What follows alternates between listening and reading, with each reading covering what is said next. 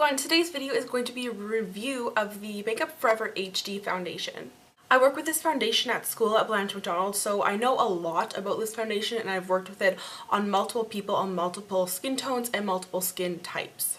I picked up this shade. It is the shade N110. I picked this up at Sephora and it was $49 Canadian.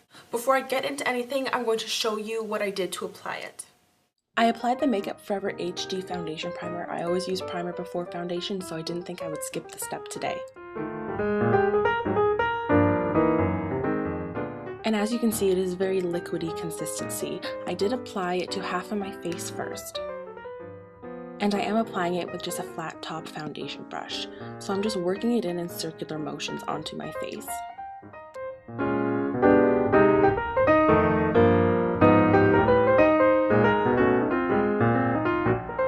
I also went around my eye to cover up some of my dark circles there. So this is what the foundation looks on half of my face, and then the other half has no product on it right now. So you can see it does have about a medium coverage. For the other half of my face, I am applying it with a beauty blender. Beauty blender is always my choice of application for foundation, so I decided why not give it a go here.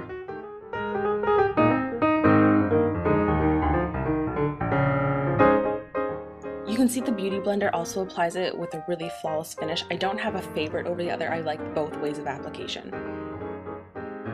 This is what the foundation looks like before I have powdered it. I believe that this foundation does need to be powdered, so I am using the HD powder by Makeup Forever.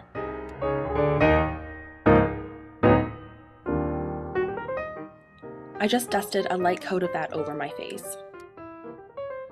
And you can see that the finish of this is very matte and beautiful and quite flawless. This foundation is called an HD foundation and it's meant to withstand harsh lighting and give you a flawless finish. This foundation is a water-based oil-free foundation. It has medium to full coverage. It's buildable for sure. It doesn't cover everything, but it gives you that flawless look, and on camera and in film, it gives you that like natural look to your skin. There are 26 shades in this line. I do own 5 of them. I'll get to that in a minute. As you can see in the video that I showed you how I put it on, one side I did with a foundation brush, I did it with a flat top kabuki. That's pretty much what I think people will apply their foundation with. In school, I do apply it with a foundation brush like this. I find that it's pretty streaky with a brush like this, but once you powder it, it looks flawless. That's another thing about this foundation. You need to powder it. It's a foundation that really, it comes to life once you set it. It's a bit shiny at first, but once you set it, I use the HD powder that is available in a kit from Sephora. It honestly looks flawless. So half with a flat top kabuki, half with the Beauty Blender.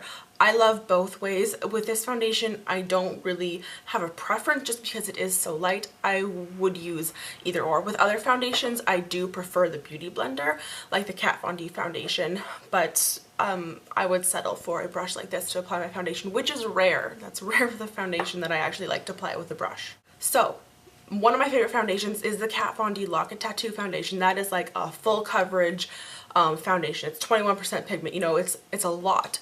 This is more of like a natural look. This foundation like enhances your skin. It brings your skin to life. It doesn't dull it out. It doesn't like mattify it and just make it like this like blah. It really enhances your skin and it gives you that flawless look. Like, look at my face. It really does like enhance my skin to the beautiful, beautiful finish.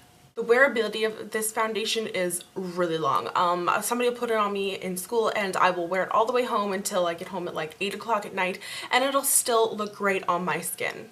Again, it's not a full coverage foundation, so if you do have more blemishes on your face, concealer is something to look into. I didn't put concealer on 2 of my blemishes I have right now. I don't know, you can see it. I can see it in the viewfinder there, and right there. So you can see it covered it, but it didn't completely shield it away. I put on 110. This is the color right here. I will swatch them on my hand also so you can see. This is 1.01 fluid ounces, 30 milliliters. It does recommend that you do shake it before use, and it does come with a lovely pump. I love foundations that come with pumps. So clean, sanitary. I always appreciate when it comes with a pump. Color wise, this is 110. This is the second lightest shade. 107, which is available online, is a little bit more of a pinker tone. It's like deep pink undertones. This one still is a little too pink for me, so I can't go lighter because there is no such thing as lighter, but it does, like, if you see, it does flow very nicely.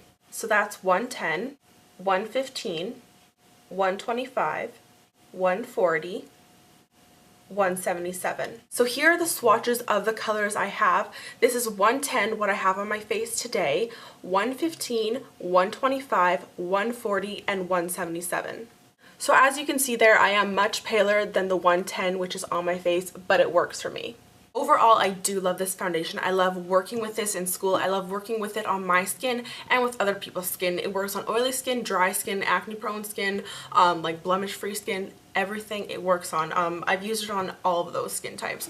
I will say, just like any other foundation, and I always promote this, moisturizing is really essential with this foundation. I do find that it does patch up if you have really dry skin. One of the girls in my class has super dry skin, and I have to make sure that I really moisturize her face before I put this on because it will look a little strange without that